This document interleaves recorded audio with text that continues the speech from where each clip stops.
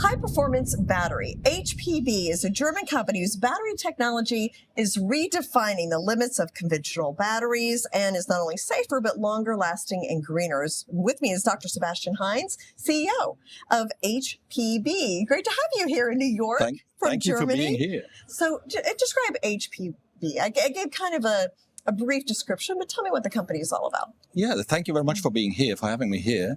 HPB is a battery development company. So we're a technology developer and we're licensing our technology out to our customers. And it's all about a brand new battery technology. Now, you do not make the batteries, right? So explain your role in the battery ecosystem. Yeah, so if you come to batteries, it's all about science, it's all about production. And we do the part of the science bit with the bridging to serial production. So we have the specific know-how for our technology, and we license this know-how and the components we have out to our licensees who are doing then the business and the production. Why are batteries central to the global energy transition that we're going through right now? I like that question quite a lot because it is like this. If you produce wind energy and solar energy, you can't store energy in the grid. So you need to consume the energy right away. And if you don't have the consumers with you, you should use buffers.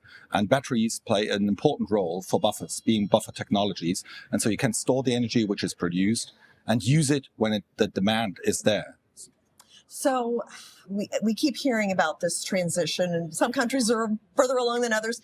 Is it possible even to meet the demand? What is it going to take for us to get there, to meet this global energy demand? Yeah, the demand is huge. So it's massive. It's being driven by electric vehicles, but also for stationary applications. If you really want to change the energy consumption and the energy generation bit, you really need to put a huge demand in batteries out to the market. But it can be met. If you have the right technologies, it can be met. So explain the breakthrough that HPB did when it came to battery technology. Well, it's all about battery aging, basically.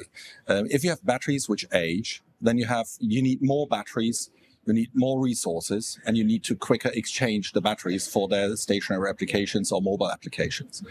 And the better the features of the batteries are, the less batteries you need.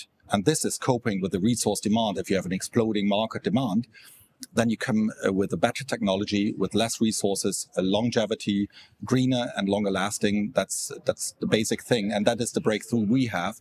So we came from the edge of unveiling the secrets of battery aging and solving these secrets at their chemical root causes. And this is a massive step into a new dimension of batteries. And that's where electrolytes come in, right? So yes. Explain that. Is that a key factor in this longer lasting battery technology? It is, as you say. So the electrolyte is the driver of aging and of danger in a battery. And the organic electrolytes, they are flammable, they are driving battery aging, and they are dangerous for the entire battery. The aging effects especially result in the charging and discharging of a battery and are moderated by the electrolyte. So if you replace the electrolyte, you can get rid of these harmful situations and circumstances. That's why everyone is looking after solid state batteries, which are the so-called holy grail.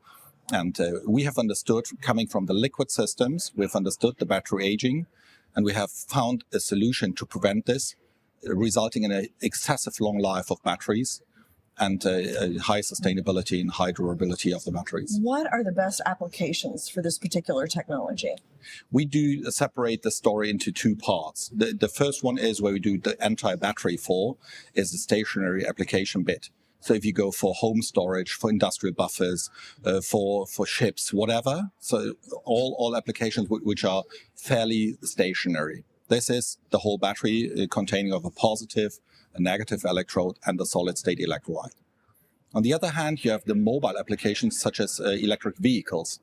And for the electric vehicles industry, we only provide our solid-state electrolyte because that is a unique component with unique features superior to the known liquid electrolytes, which we provide to the electric vehicles industry to use that as a component in their battery development. So we don't do battery development for cars. We can make use of our component, the solid-state electrolyte, within cars, and we do the entire battery thing for stationary applications. Now, what about mass production? How easy is it to take your technology and scale it? So, well, If you put it this way, so I said it's a holy grail thing to unveil or to discover a solid state electrolyte. And this usually comes with massive problems because usually you do this outside of the battery cell.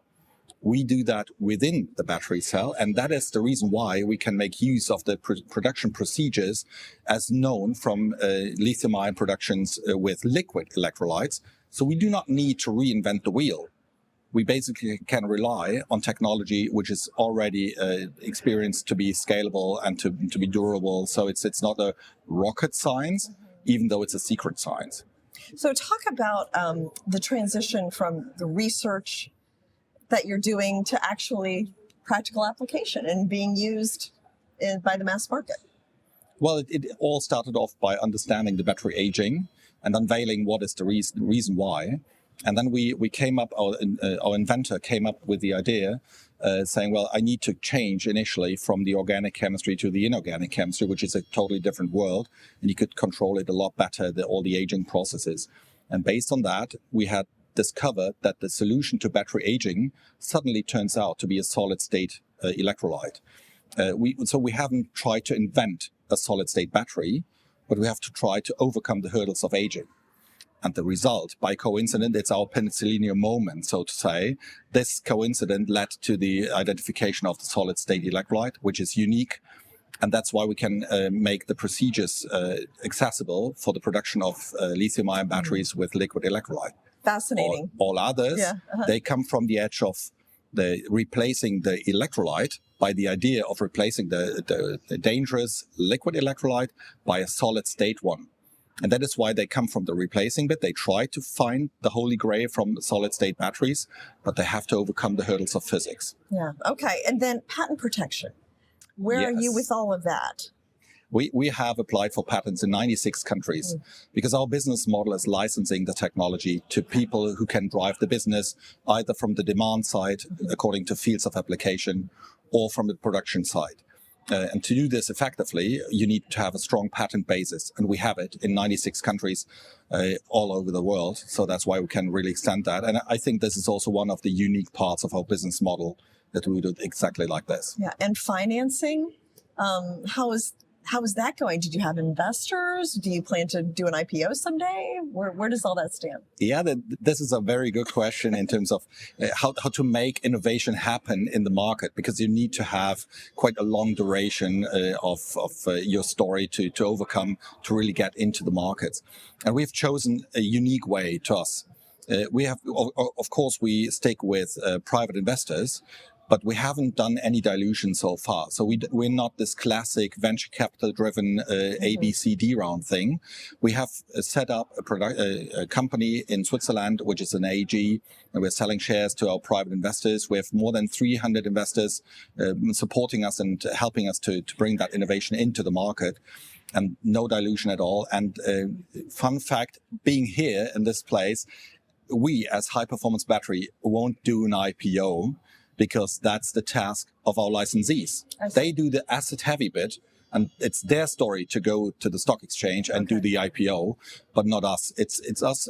We call it the HPB club. If whoever joins in right in time will benefit from dividends, and that's it. Yeah, but you are looking to expand in the U.S. Yes. What are those plans? For sure.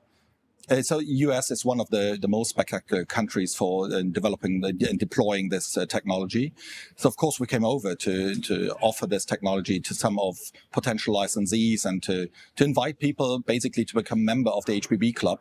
So to tell the story jointly and see what happens. Yeah. Okay. Thank you so much. Fascinating to hear about your research and the breakthroughs that you've had. Thank you so Sebastian. much. Yep. Thank you.